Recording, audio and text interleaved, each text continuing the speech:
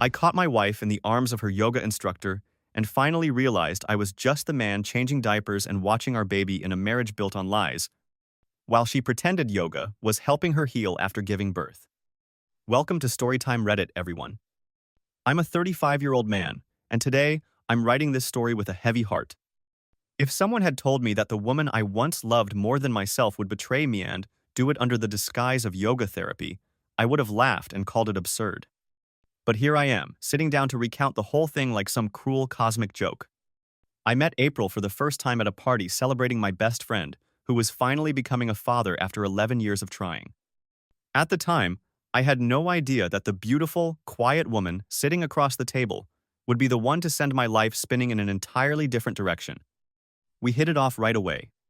That very night, Facebook suggested her as a friend, and I took it as a sign from the universe. From a simple message came a series of dates, then love, and eventually, marriage. April was always calm, private, and deeply serious about her work. She worked in marketing.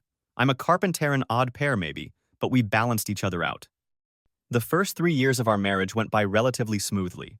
We agreed to wait before having kids so we could stabilize financially. And just as planned, after 2 years, April got pregnant. I was thrilled. But that's when things started to change. After April gave birth to our son, something inside her shifted. And not just emotionally, visibly, drastically. She became obsessed with her appearance in a way that honestly shook me to my core. It started with small things, her staring at herself longer in the mirror, changing outfits repeatedly, making frustrated noises under her breath whenever she caught her reflection in a window. But soon, it escalated. She would often look at me and say, "I'm disgusting now, aren't I?" I'd respond with every ounce of sincerity in me, "Number, you're beautiful. You just brought life into this world." But she wouldn't believe me. She'd scoff, accuse me of just saying that to make her feel better. Even her own mother's reassurances fell flat. To April, every kind word became a hidden insult, a pity-laced lie meant to coddle her.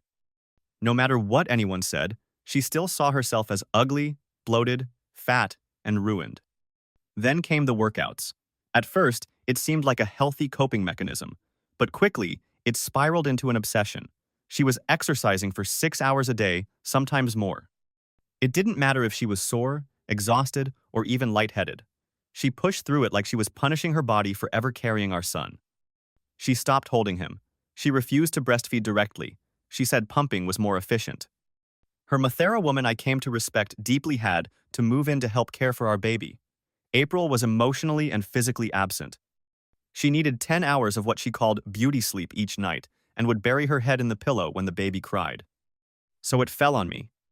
I'd work a full shift as a carpenter during the day, come home, hold my son, bathe him, feed him, and when he cried at night, I'd be the one rocking him back and forth while April slept through everything. At one point, I realized I wasn't really a husband anymore. I was more like a nanny, or a very tired roommate who changed diapers and managed midnight feedings while the woman I married slept in the next room, oblivious. One evening over dinner, more like a meal shared in near silence, April casually said she was signing up for a yoga class she saw on Facebook. She said it with finality, like it wasn't a question or something we could discuss. "You wouldn't understand anyway," she added before I could respond. "You didn't carry a baby for 9 months. You didn't lose the body you once loved." I didn't want to fight, so I said okay. At first, yoga seemed to work. She came home smiling. She wasn't snapping at me for breathing too loud or for folding the laundry the wrong way. She even asked me how she looked in her new leggings or crop tops. I hadn't seen her ask that in months. It felt like a miracle. I started to believe yoga might actually be her salvation, the thing that brought her back to us. She looked lighter, more alive. She laughed again. She no longer looked at me like I was the reason her body had changed. She let me hold her hand. And for a brief, fragile moment, I let myself believe maybe I finally had my wife back, the woman I fell in love with. But that fragile hope was shattered. Because even though her attitude brightened, her maternal instincts didn't. She still left our child with her mother all day. She still avoided feeding him, changing him, playing with him. I gently suggested more than once that she spend more time with our son. Her response was always the same.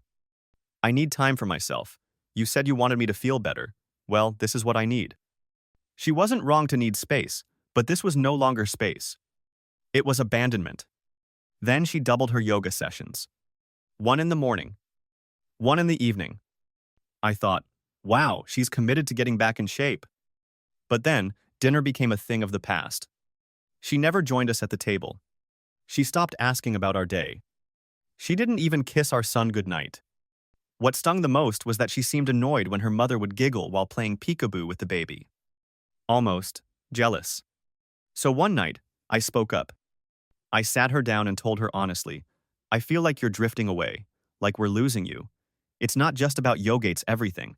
You're here, but you're not with us. She didn't blink. Didn't consider my words. She went on the attack. You don't get it, she snapped. You didn't grow a human inside you. You didn't lose the body you used to love. You didn't go through hell just to be told you're still beautiful when you know you're not. I tried to remain calm. I tried to empathize. But something inside me broke that night. It was like I had reached out for her one last time, and she pushed me off a cliff. And worse, she didn't even notice I was falling.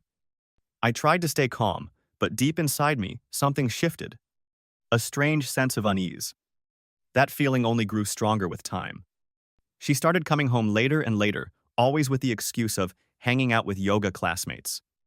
One time, her mom and I waited at the dinner table for over an hour. We called her no answer.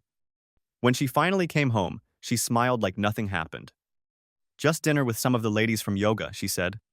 I don't know why, but deep down I just felt like something was wrong.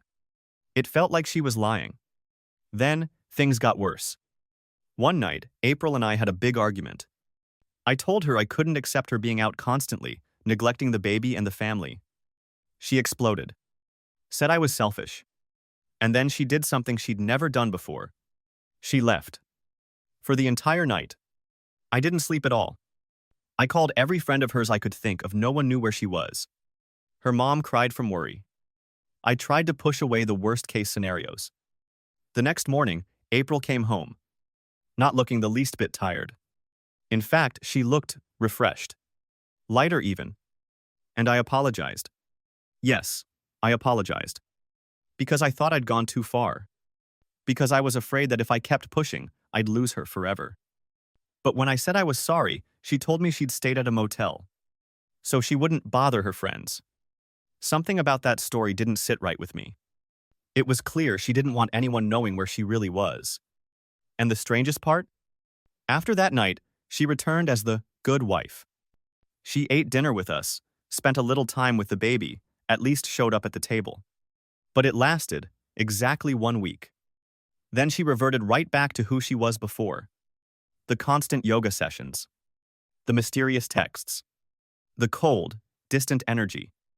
I knew, if I didn't get to the bottom of this, I would lose everything. My wife, my child, and my sanity. Ever since the night April stayed at that motel without telling anyone, I had been paying closer attention. Even though she apologized, even though she seemed to return to being the perfect wife for a few days, my heart wasn't at peace anymore. I started feeling suffocated in my own home. Every hug, every morning greeting, every smile from her felt off. Felt fake. I decided to do something I had never done before. I checked my wife's phone. I know, it's not a noble move. But when your trust is crumbling piece by piece, sometimes you need the truth to set yourself free. While she was in the shower, I quietly unlocked her phone. The first thing that caught my eye was how clean everything was. Suspiciously clean. No sketchy messages, no strange chat threads. Everything looked wiped. That only made me more convinced she was hiding something. There was just one message thread left between her and her yoga instructor, man named Dylan. The most recent text read, "That spot doesn't hurt as much today, but I still need your magical hands."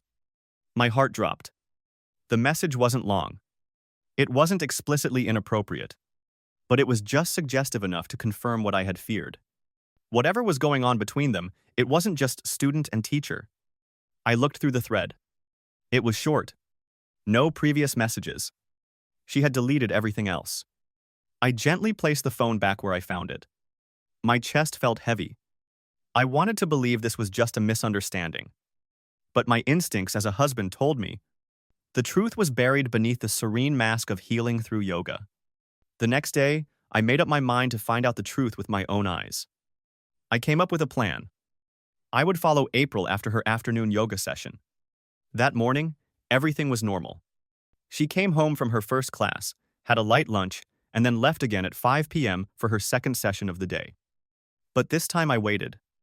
About an hour after her class was supposed to start, I drove to the yoga studio. I parked around the corner, out of view. Eventually, the class ended. Women started trickling out of the building, one by one. But April wasn't among them. Neither was Dylan. I waited another 15 minutes. No one else came out. My heart started pounding. I got out of the car and slowly walked toward the building. The front entrance was locked, but I knew there was a small window in the back. I quietly made my way there, heart racing, palms clammy. And when I looked through that window, my heart shattered. The sight in front of me left me completely frozen. April was sitting on Dylan's lap. He was gently running his hand along her back, whispering something that made her laugh out loud. And then they started kissing. Not a soft, friendly kiss, but a deep, hungry, passionate kiss, the kind that only happens between people who crave each other like fire. I could barely breathe when I saw her, unbuttoning her top with her own hands. I couldn't watch anymore. I turned away, my hands trembling as I reached for my phone. I had already recorded everything enough to prove it all. The pain I felt, there are no words for it. The woman I once loved, once protected with all my heart, now half naked in another man's arms. And it wasn't just betrayal, it was blatant, shameless disrespect. I went home, quietly. I said nothing. But I had a plan. And my plan would make sure she remembered not just as a lesson, but for the rest of her life. After that night, after witnessing my wife tangled in the arms of her yoga instructor in the dim light of the studio, I wasn't the same man. I didn't cry. I didn't scream. I didn't break things. I just went silent. But that silence was more dangerous than any storm. My mind was racing. What should I do? What about our son? Should I stay silent to protect the family? Or expose everything? I decided not to confront her immediately. I wanted her to dig her own grave. And more importantly, I wanted a performance she would never forget. The next morning, I acted like nothing happened. I smiled, played with our baby, even complimented the porridge her mother made. April acted like everything was normal too. Put on her makeup, slipped into her tight yoga outfit, and said, "I'm off to practice," like she did every day. As soon as she left the house, I got to work on her surprise. I arrived at the yoga center an hour before she did. In my hand was a bright bouquet of red roses, like I was about to propose to my wife all over again. Dylan, the yoga instructor, looked a little surprised to see me, but I smiled politely and said I wanted to do something romantic for April. "A surprise during class," I said, in front of all the women she admires here. "Could you help me play a short video on the projector screen?" I asked him. "She loves this class so much. This is something special I prepared for her." He nodded, completely unsuspecting. When the class started, I waited quietly in the back of the room, just by the entrance. I stood there, watching, waiting for the perfect moment. The women were seated cross-legged in lotus pose. April entered with a bright smile, greeting everyone cheerfully. And that was my cue. I stepped forward into the center of the room, holding the bouquet, and said in a clear, steady voice, "April, my love, today is a special day. You once told me that yoga was the best therapy for healing. So I've decided to share the most meaningful gift we have with all of your wonderful friends here." The room applauded. April looked stunned, completely caught off guard. Then I nodded to Dylan to play the video. The screen lit up. And there it was. Every laugh, every touch, every wild kiss. The way she took off her own shirt. The entire room fell completely silent. It was like time stopped. April went pale, her mouth slightly open, tears streaming down her face. A few women in the class broke down crying from shock. Dylan stood frozen, his hands shaking. I turned to the room and calmly asked, "So, is this the special kind of yoga therapy that only intimate students get to experience with their instructor?" Whispers started echoing across the room. Some people stood up and left immediately. An older woman threw her water bottle at Dylan and screamed, "You disgusting bastard!" April collapsed to the floor, sobbing, calling my name, begging. "I'm sorry. You misunderstood. It was body therapy," I was just weak. I shook my head. Body therapy, huh? Well, I guess I need some healing too. But I'll handle mine on my own. Then I turned and walked out, leaving April sitting on the floor surrounded by silence and shame, under the judging eyes of the people she used to laugh with. When I got home, her mother, who had given up her career to help raise our child, sat speechless after watching the video. She didn't say a word. She just wiped her tears with a handkerchief and gave me a silent nod. I packed all of April's belongings into a suitcase and left it on the front porch. I couldn't allow a neglectful mother and a deceitful wife to stay in our home any longer. That night, April returned home and saw her bags left outside.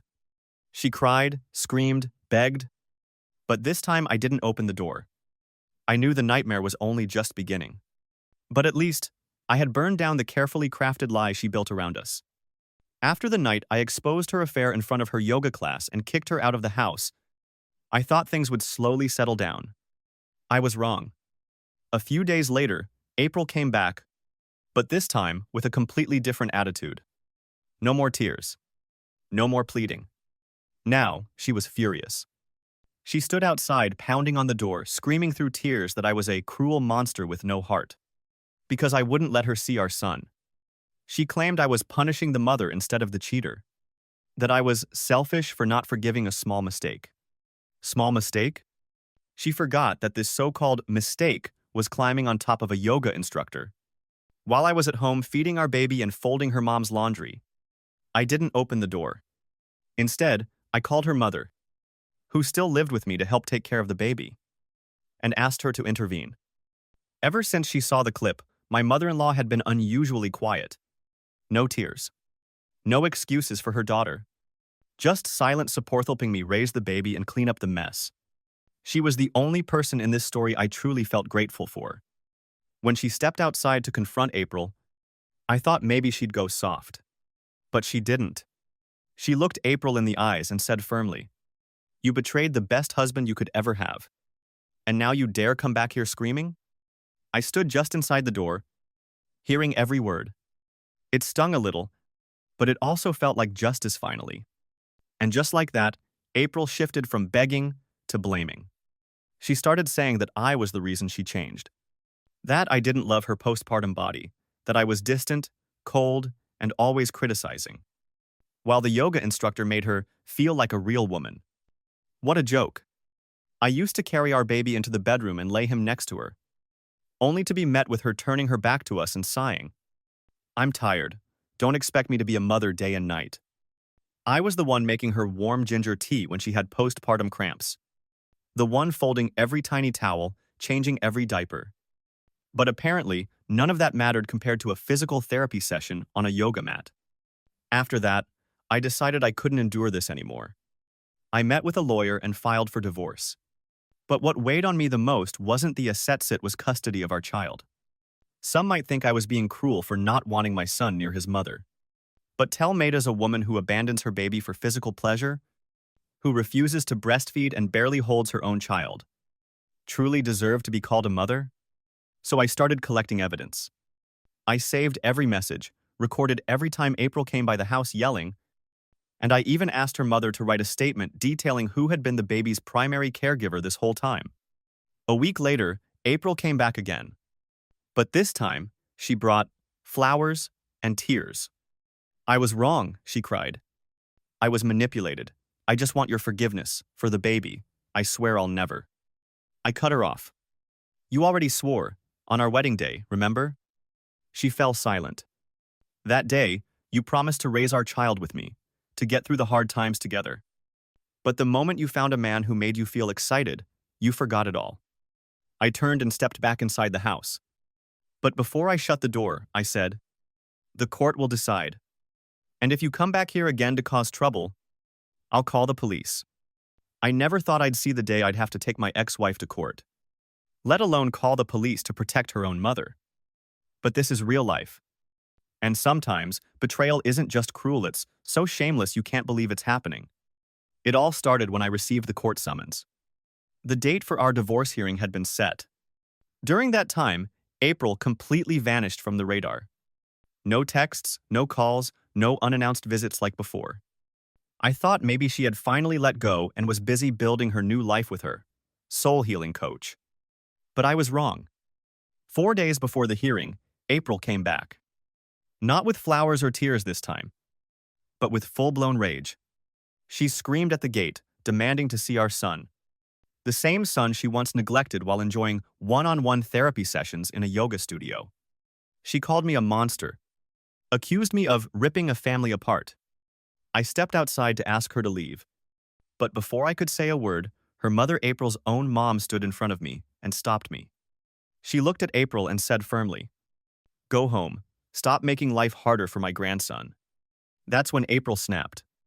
She turned to her mother and screamed, "You're the real traitor. You stole my husband." I was speechless. So was her mother. Then, April lunged at her. I had to rush forward and restrain her, holding her back while her mother trembled, caught between shock and heartbreak. Neighbors came out after hearing the yelling, and one of them called the police. By the time officers arrived, April was in handcuffs, crying, but still screaming that we were all conspiring against her. That night, I sat next to my mother-in-law, who still hadn't fully recovered from the shock. She sighed and said softly, "I don't know what happened to my daughter. She used to be the gentlest one in the family." I didn't say anything. My heart felt heavy, equal parts sorrow, anger, and regret. Not regret over losing someone like April, but regret for the years of sincerity I had given to someone who never deserved it. On the day of the hearing, April showed up. Not remorseful, but cold and bitter, with hatred in her eyes. She opposed the divorce, claimed I was trying to erase her from her son's life. But when the court reviewed the video evidence, text messages, and even heard her mother's testimony, there was nothing left to argue. In the end, the court granted the divorce, awarded me full custody of our son, and only allowed April's supervised visitation on weekends. They even ordered her to pay child support, something I never expected. But maybe that was a fair price to pay. As for my mother-in-law, she moved out after the hearing. She said, "I need to get back to taking care of myself, but if you ever need anything, call me anytime." I gave her a tight hug. That woman had endured so much pain because of the very daughter she brought into this world. Now I'm a single dad. I live with my son and a part-time housekeeper. Life is still messy, but at least it's no longer a nightmare every night. I no longer worry about my son being left hungry because his mom is off at yoga, or about faking smiles in a house where love no longer lived. I chose peace over pain, and I don't regret it. After I filed for divorce and won custody, I thought things would slowly settle down. I was wrong. April came back. Not to apologize. Not to take responsibility. But to stir up more chaos. She showed up one afternoon, face pale and hollow, yet somehow still carrying that same defiant attitude. Like I was the one who had betrayed her. She began crying, claiming she couldn't live without our son, accusing me of emotionally torturing her by keeping her away from him. She stood outside my house for nearly an hour, shouting blame, saying it was all my fault for not being supportive after childbirth. She said I made her feel ugly, unwanted. That's why she turned to yoga as a way to heal. And she healed by climbing on top of her yoga instructor.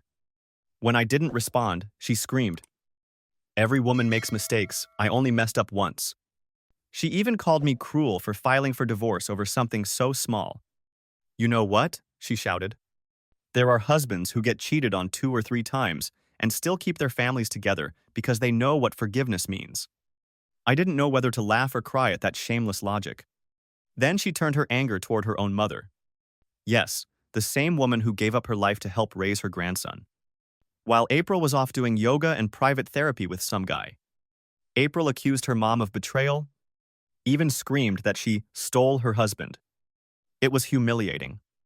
Her mother stood there, stunned, unable to believe what she was hearing. When she tried to explain she stayed just to help me raise the child, April snapped.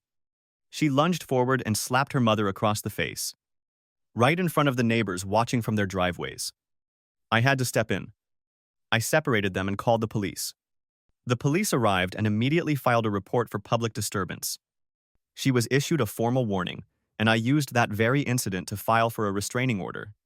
The court approved it quickly, and now April is legally prohibited from coming near my home, regardless of whether her mother is present or not. I've remained in contact with April's mother. She stayed to help me care for our son.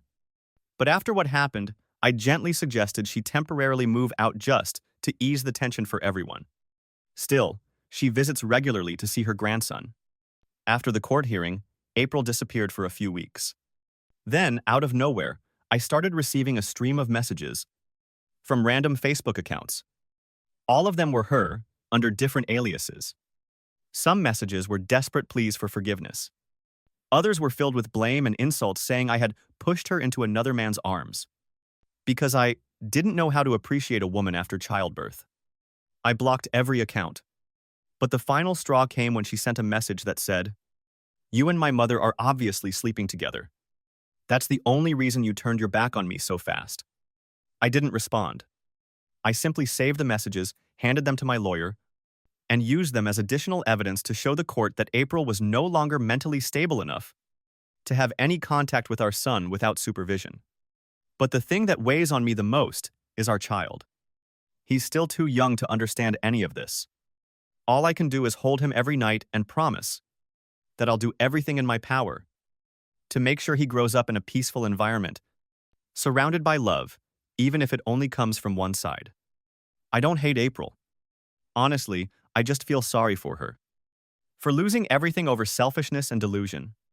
But that's no longer my burden to carry. Now, I have only one goal: to become the kind of father my son will be proud of someday. After everything April had done, the betrayal, the lies, the fake yoga therapy sessions, I finally ended our marriage the only way left. By signing the divorce papers, gaining full custody of our son, and walking away from the wreckage. The court ruled that I would have full custody. April was granted supervised weekend visitation only. Thanks to the video footage I captured during that yoga ambush, combined with evidence that she neglected our son and left her own mother to take on the role of caregiver, everything became painfully clear. When the recording was played in court, the room fell silent. She couldn't say a word. Her head hung low. I didn't feel triumphant. Just empty.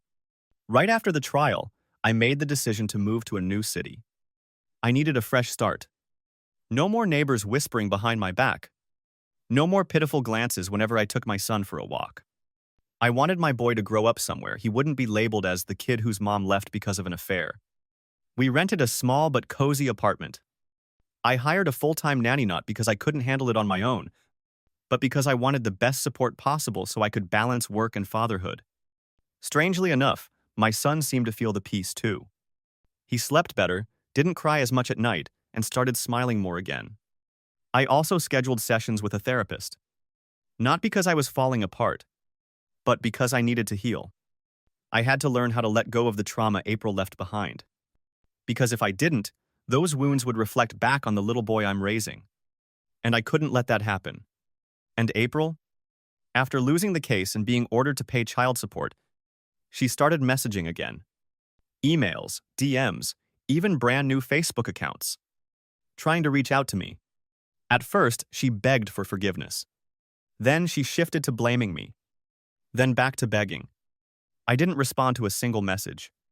I didn't need an apology. I didn't need her late regrets. What I needed was a future. For my son. And April wasn't in it anymore. A friend once asked me, "If one day your son asks where his mom is, what will you say?" I thought about that for a long time. I won't badmouth her. But I won't lie either.